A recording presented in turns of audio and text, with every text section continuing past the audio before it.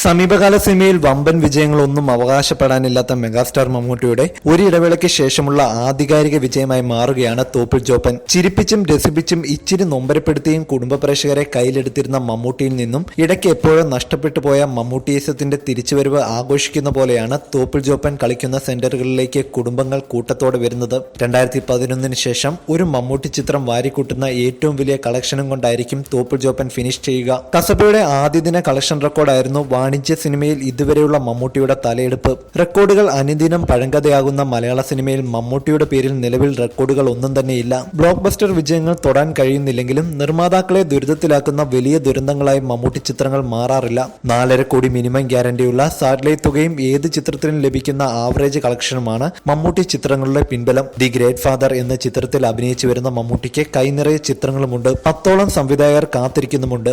ഇതിൽ 3ഓളം ചിത്രങ്ങൾക്ക് അന്തിമ രൂപമായി എന്ന് പറയപ്പെടുന്നു. തോപ്പിൽ ജോപ്പന്റെ മിന്നുന്ന വിജയം വരാനിരിക്കുന്ന മമ്മൂട്ടി ചിത്രങ്ങൾക്ക് വലിയ മൈലേജ് തന്നെയായിരിക്കും നൽകുക.